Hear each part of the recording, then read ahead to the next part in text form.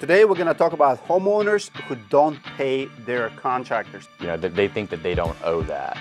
You did well for yourself. I'm going to keep final couple $1,000. Put their camera 4 inches away from the shingles and take photos of some little chip in the granulars, and they'll be like, oh, well, this is damaged right here. Pay your bills, you're not going to have this issue. I love it. If you're not a licensed contractor, they don't have to pay you in those states. For the most part, it's just people that don't want to pay.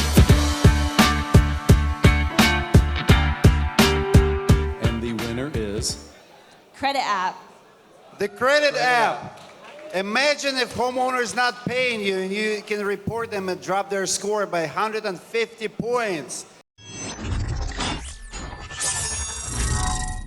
Today we're going to talk about homeowners who don't pay their contractors. I have a very special guest, Doug Smith. Thank you so much for flying in from Dallas. Good to see you again, Dmitry. Absolutely. Doug here have won the award of App of the Year last year. He couldn't make it to the conference, but he's here in the studio again. We had to pull down the video from YouTube, our original interview. One of the reasons was because of the price little increase. We'll talk about it to use the service, and I felt like it was a little bit misleading.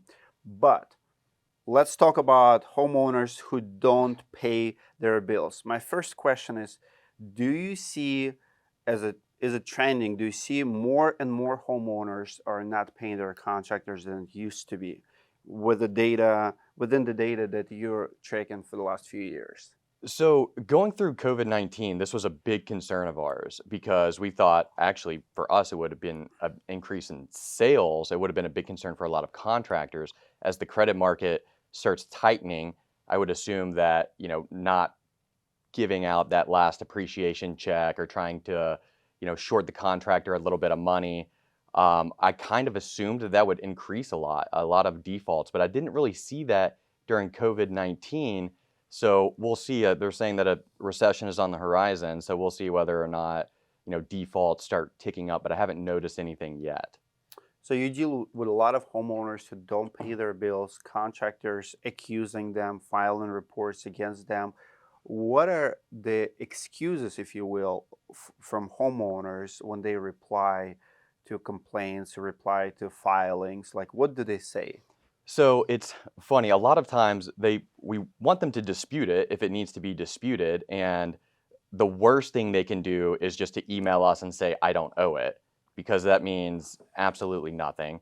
We require that the contractor uploads a signed contract in order to evidence the debt being owed, because everything that we look at and review, we have to put ourselves in the shoes of, if I was standing in front of a judge right now, like, would this work? Would this be okay? What are they going to want? What are they going to require?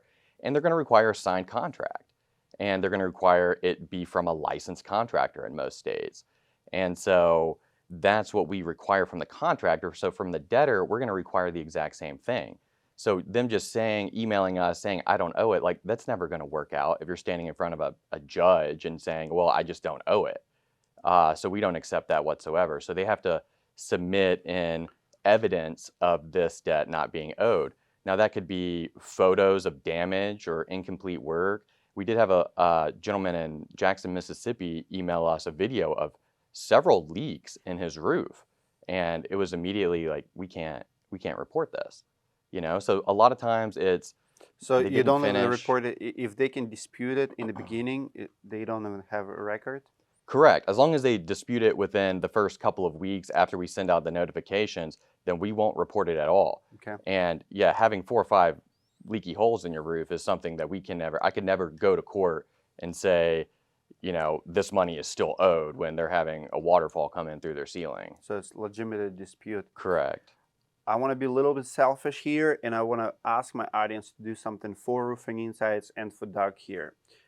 Number one, like this video. It truly helps. Some more contractors will find this solution to a huge problem of homeowners not paying their bills. I know how frustrating it is to do, big project and then begging for money, suing homeowners and stuff like that. We need a better solution. But second, I want you to comment below, what's the ratio in your company of people who are not paying your invoices? Is it 1 in 100? For me, in my career, I've been a roofing contractor for 7 years, 3 years prior as a flooring contractor. It would be 1 in 100. I've talked to a few contractors who say it's 3, 4 in 100. What is it for your business? Comment below. How often do people not pay you? So they do the job, not pay the contractors, and then contractor files a report on your website. What's the website? Thecreditapp.org. .org. Now, homeowner have how many days to dispute it? So we always tell them 2 weeks. It depends on at what point in the month we receive the file, but it's between 2 to 6 weeks because we upload at the end of every month to Equifax. But we always tell them they get at least 2 weeks in order to dispute it. At the very minimum. So contractor files, homeowner can dispute it. What if they don't dispute it? What are they coming back with? In my career, I have homeowners who pretty much blatantly told me, Dmitry, made enough money, especially if it's like insurance claim. One of the excuses not to pay contractors is like, you did well for yourself. I'm gonna keep final couple $1,000s. Do you see that happening sometimes? Yeah, and that's up to them. I mean, they have the right to just not pay it. I mean, we don't have debtors prisons here anymore, so they can just not pay it and go along their way, and their credit score will drop between about 80 and 100 points. And if they're okay with that, then that's something they're going to have to live with for 7 years. They just won't be able to get a loan for the most part, and if it's worth it to them to not pay that. So it's all a sliding scale. So I mean,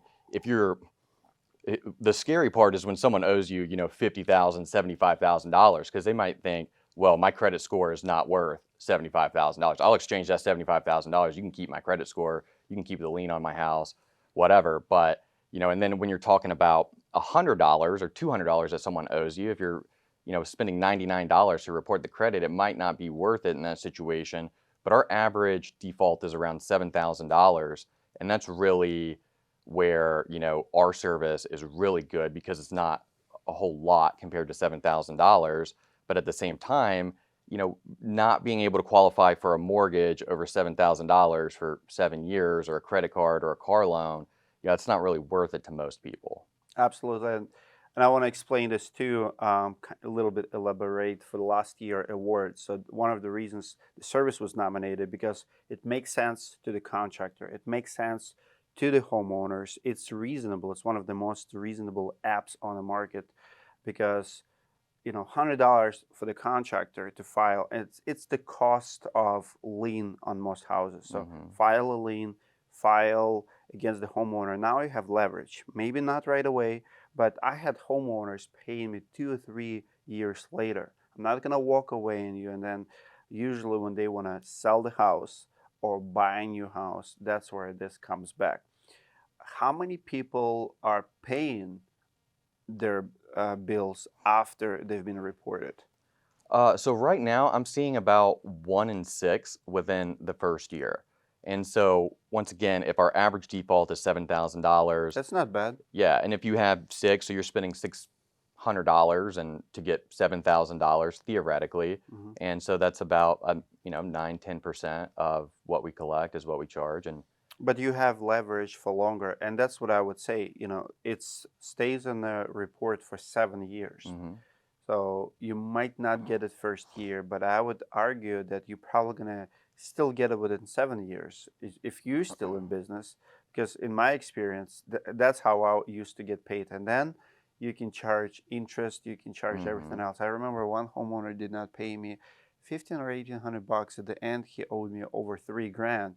He was happy to pay it, because he needed to sell the house. He was selling it at a good market, and I got $3,000 one day just because I had the lien on the property somewhere. yeah, So he called us. He needed us to remove it, and we got it done. yeah, exactly. And that's something, and I always tell contractors, business owners that it's completely up to them. Like if they tell me if they want to settle for 10 cents on the dollar, then that they can email and say, hey, we're done, paid in full, like we're good. And if they want to collect every last cent, all the interest, including the $99 that they spent on the collection fee, then that's completely up to them. They can add it to the invoice. Correct. Because they don't have to settle. I mean, if you have to chase your money, it's actual great point. I would add everything. You can change. You can add legal fees, your time, late fees, everything, especially if amount is within a couple $1,000s. I mean, homeowners have to be reasonable. Agreed? Yeah. You just have to make sure to put that in the contract, all collection fees plus interest, and it can't be usury. It has to be, in most states, less than 18% a year in order for it to be valid. How many reports are you getting now? Like, how big is, I guess, the app? And are we talking about hundreds, tens? Like, how many users you have? Right now, we have about 1,200 users, only about 400, That's 300 to contractors. 400, mainly contractors is what but we work with Sure. everyone. We work with a lot of car dealerships now, used car dealerships. Um, What's with them? So people don't pay them? yeah, they just don't pay their the loan because a lot of smaller car dealerships do more in-house financing. I see. And so yeah, we get a lot of used car dealerships and dog walkers. I had a lady recently who was a dog walker down in Waco, and she got shorted $800 from a heart surgeon, and she had never done this, never had any experience with this before, and she randomly found the credit app and reported it, and 3 days later she had a check in the mail. And it was really So that doctor is like, okay, I'm just gonna not pay Yeah. $800, but for him, I would assume 100 points on credit score. It's a Yeah. lot. Oh, yeah. And so, yeah, that made me feel really good about it. That Wow. this poor lady, $800 for dog walking. Wow. Um, Why didn't he pay? Like, any backstory? No dispute. I don't know. Nothing? Just no dispute. Just didn't want to pay her. And what makes it worse is that he was a heart surgeon. Like, who kind of person does that? Wow. So anyone can use it. It's not just for Absolutely. the contractors. Absolutely anyone. Well, they have to be a business, obviously. Okay, They have yeah, to be yeah. But any business. yes. And again, like, what are the main reasons when people do state the reasons? For example, do you see people saying that they just don't have money, they spend the money, or what are, like, when someone is not paying, how many percentage-wise, how many people are in dispute with the business versus how many people have other reasons? Surprisingly, not nearly as many people dispute it as what I originally thought. Originally, I thought it would be 80% of people disputing it, but really it's less than 20% of people dispute it in any way. And a lot of times they'll just say that they dispute it, and we're like, okay, well, if you want to dispute it, send us in a couple of photos or a document or some text or anything evidencing why you do not owe this money, and we will take it into serious consideration. And a lot of times they're like, yeah, I don't know it. And that's all we ever hear from them. And then those 20% of disputes, do you go back to the business? And what's your position? So you're like a judge. You have to review and, like, what do you do? Yeah, How we do you do do it? have some general guidelines from the credit bureaus of what's allowed and what's not allowed. And so for the most part, the disputes aren't super valid. The disputes that are valid are 3 or 4% of all of the credit accounts that we report. So people just don't want to pay. Yeah, Just shitty people, pretty much. For the most part, it's just people that don't want to pay. Like I said, occasionally we'll have people that have legitimate concerns where the work was never finished or the claim was never approved. About 85% of our business is with restoration contractors right now. And so a lot of times it can kind of get in the weeds a little bit, or a big one is they don't want to pay the supplemented amount. That's the big one. They're like, oh no, the original RCV was 15,000 and they got another 5,000 approved, but they think that they don't owe that for some reason. And almost all contracts will say that they do. Do they pay at the end? Because they get paid from insurance company, right? So they want to keep the money. Yeah, I mean, it's up to them. It's like, hey, like, we're gonna hit your credit score. We're gonna let the business world know that you're not a good person to lend money to, and if you want to keep this $5,000 depreciation check, you can do that. But I mean, we're gonna report that and let everyone know that you do not pay your bills, and they're gonna have to suffer those consequences. Let's talk about those rare cases where a contractor files and it's not fair. He should not file. He knows he didn't do a good job, or like leaks, for example. Dispute is valid, right? So they're just trying to ruin the homeowners in case of dispute. Talk to me about real disputes and what credit app does in those circumstances, because you're opening yourself up for false claims too. Correct. Correct. And that was one of the reasons why we went up to $99 per account. What we were seeing before was that it's kind of a behavioral psychology thing too. Like we want it to be enough money to where people won't do it frivolously. So it costs $99 per claim, per Yes. dispute, per report. Yes, per debtor. So if you want to report it as a joke, you're going to spend $100 and you're not going to get your money back. Because if we find out that it's just not owed, we do not issue refunds for, you trying to fraudulently report someone's credit. And because normally it takes an hour or two of work for us to figure that out.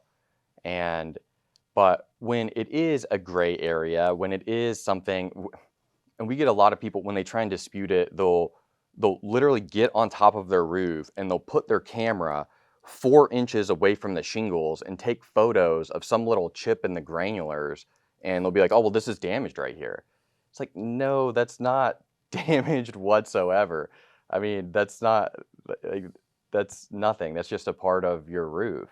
And so with stuff like that, we're still going to go ahead and report it. But if it's a really gray issue to where we can't really decide one way or the other who owes who what, then we'll just refund the $99 to the contractor and just let them know. Just say, hey, this is not something.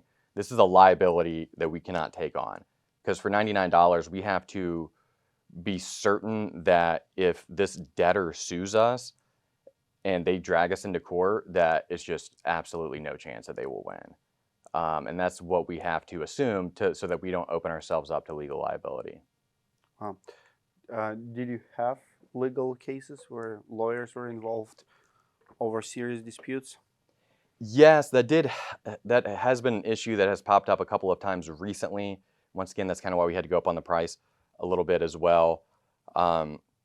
Because we had an issue with a lady who, obviously I can't mention any names, but she applied for a mortgage after she shorted her contractor, and to me it was pretty obvious that the money was owed, and we went ahead and reported it. She didn't dispute it in time, and then she went to apply for a mortgage.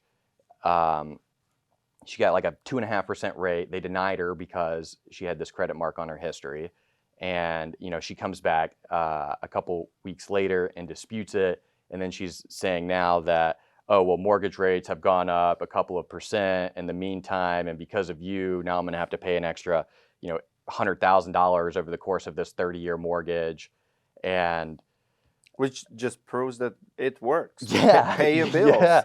Yeah. That's the circumstances. Yeah, pay your bills. You're not going to have this issue. I love it. Yeah, exactly. And so it's still unsettled, but for the most part, we acted in good faith. And so I don't think we're going to have any kind of liability whatsoever, because she didn't dispute it in time. We emailed, texted, sent letters, telling her to dispute it. She didn't do it. So she ignored it. Yeah. So I don't think it's just going to be something. And this annoying. is how powerful it is. This is why this is the app of the year in 2021, because it's powerful. It works. It just simply works. So you report to Equifax. Equifax, yes. And what are the guidelines from them? What cases you cannot file? Or mainly it's medical debt, which we don't do, has a lot of rules and stipulations, but for the most part, it needs to be 30 days past due, and it needs to be a bona fide debt that's evidenced with documents. And it can't be over 2 years old from the due date. So we have that 2-year window. So 30 days to 2 years. Correct. So if you guys have anyone owes you money, it's been at least 30 days since you sent the last invoice, or since the job was completed? Since the due date. Since the due date. So what if it's paid on completion? So you still have to wait 30 days. So yeah, 30 days, correct. So you finish the job, you send them invoice, you wait 30 days, and then if it's 6 months, 8 months, up to 2 years.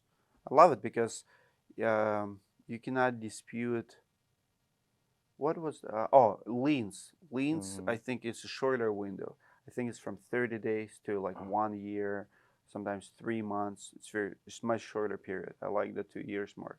Correct. Yes, the liens they're all state by state, and they're Yep. different laws state to state, and they have a lot of really complicated rules, and it's really easy for them to get out of it because you have to send the preliminary lien notices, and you have to file within 30 days, and in some states you have to renew it every 6 months in order for it to be valid. And not only that, but if they're not planning on selling their house, they're not really worried about it. Of course.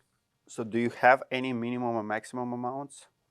No, we don't have any minimum or maximums, but it's really up to the creditor, the business owner, to decide case by case situation. Because once again, if it's $99 and you have a $150 default, then it's probably not going to be worth it unless you just really don't like the person and you just want to let the Stick next it to guy him. know, like, hey, this is not someone you should lend money to. But yeah, but I mean, I would say starting at $1,000, it would be a really good return on your money. Give me a story, the biggest debt you helped to get paid so far. The biggest debt, that would be one for a contractor in Fort Worth, and I believe it was about $42,000. Okay. We helped. I think that's the biggest one. How long did it take? It took 3 or 4 months after we reported it because they still fought it and they wanted to drag him into court, and it took a while. I mean, it was a community effort. I mean, he reported on the credit, he liened them, he got an attorney, so he just went all in, and it ended up getting paid. Wow. So that's one of the bigger accounts. But do you talk to the contractors after they get paid? Yeah, sometimes. Yeah, we'll communicate back and forth, and they'll, they get pretty So excited. you have a lot of testimonials from contractors now. Hey, I got paid because of this. Otherwise, they wouldn't pay me. Yeah, we send out, whenever they send us an email saying this customer paid in full, we obviously send them a Google review. Like, oh yeah, we'll just, put it on Google, and we got several up there now. So a lot of them are, they get real excited about it when they can get paid for $99. At the end, give advice to the contractors who are trying to collect money from the homeowners. They finish the job. They feel like, what does a contractor have to do to avoid essentially using credit app? Well, my first piece of advice would be to make sure that your contract is legitimate with the state that you're working in. Almost all states require a contractor's license on the contract for them to be valid. And if you're not a licensed contractor, they don't have to pay you in most states. And that's a big thing in California, where Really? homeowners will intentionally try to find unlicensed contractors, Wow. get them to remodel the kitchen, and then just not pay them and get a free kitchen. So are we talking about Experian or Equifax requirement? So it's not, if it's No, it's a not state law. It's a state law. Yeah, that they legally do not have to pay you. And if they legally don't have to pay you, then we can't report it because it's not technically owed. What about the dog walker? As far, Like, do you have to be like, so any business can report, correct. but if I'm not licensed dog walker, or like if in a gig economy, like let's say I'm a photographer, but I don't have a license for photographer. Oh, that'll still work. Like if it's not required to be licensed, Okay. then So if you're required, then you should. correct. Because that has actually happened before. That's an account that I was working on last week, where a Texas contractor, which they don't require a license in Texas, came over and did a job in Louisiana and did not have a contractor's license in Louisiana, and the homeowner's disputing it, saying, hey, this is not a licensed contractor in Louisiana. Like, this is not a legitimate contract. I don't have to pay them. And that's, we haven't decided it yet. We haven't had a chance to look into all the details, but that money might not be owed. That's shitty situation. And what kind of people do that?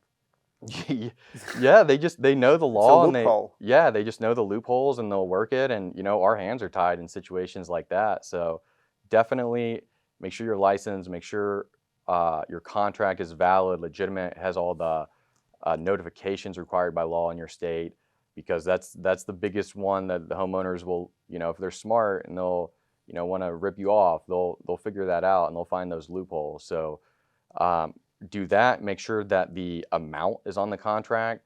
RCV is good, when you're just talking about contingency contracts, but when you get a hard number, make sure you're putting that hard number on the contract and initialing it as soon as possible. And if you get a supplement, try and get them to initial that as soon as possible.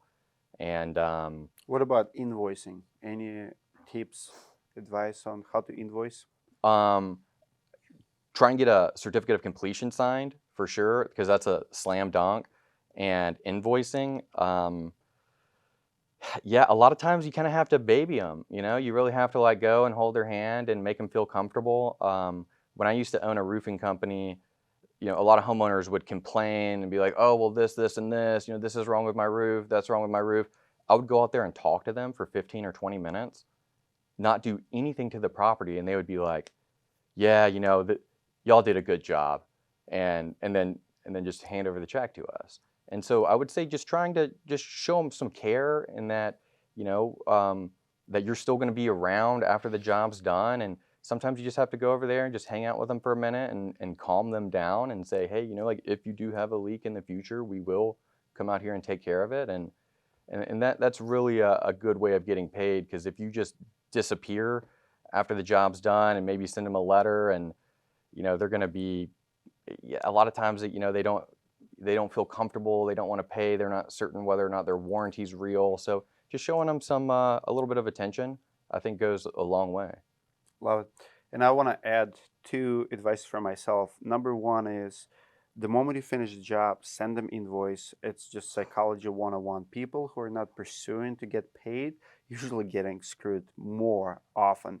It goes both in business and B2C when you do business with consumers. And one of the reasons is, I mean, even as business owners, you probably know your subs who demand payments right away and who's strict about it. And when you are forgiven, when you're late to send an invoice, or you send it 2 weeks later and you don't follow up on it, people will forget about you. And then over a period of time, 2, 3, 4 weeks, the longer you wait to get paid, the harder it is to collect. 4 weeks from now, people are like, okay, I got away from it.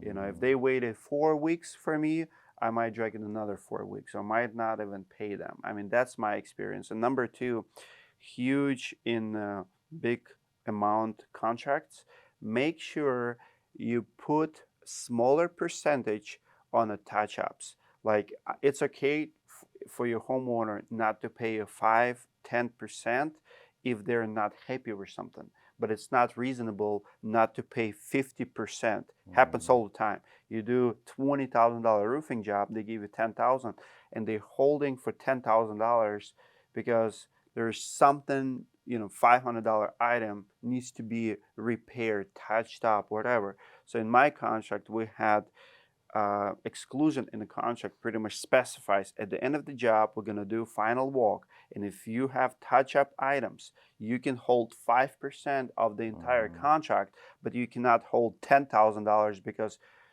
floor squeaks in one area, or, like one wall or somewhere is a little bit rough and we have to come back, because now it's going to really drag and the amount is going to age fast. So cash is king. It's going to destroy a business if you don't have those. So those 2 are my tips. Doug, it was very helpful. Thank you. Anything else you want to add at the end? Anything we didn't talk about? As far as collection, I would also say that that you really want to have all the terms specified. You want to be very clear with them on the intentions of saying, like you were saying, this check is due here, this check is due at this point, schedule. And also try to avoid them depositing the insurance checks into their account, because when it's an insurance check, it's an insurance check. When they cash it and put it in their bank account, then it's their money, and so they're going to be a lot more difficult paying out their money versus just handing over. So you a piece would of put paper. in the writing, signing over insurance checks directly to you? I definitely would. I mean, people do it both ways, but my experience is once that money goes into their bank account, that's when they really want to start nickeling and diming you. And the retainage fee as well is a big thing, because that's an issue that we run into, is that they'll be withholding, the $10,000 because of a couple nail pops in their ceiling. And, including that in your contract is really a smart idea. Awesome. Thank you so much, guys. Comment below, what do you think about Credit App? I'm going to put all the links to the service. It's $99 per report. Use it, abuse it, Don't let your customers run away with your money. I see a lot of people writing it off as a cost of business, but like in the movie, train your dragon, train your customer. We have to train them to pay us on time because it's important and it's the right thing to do. See you guys in the next video.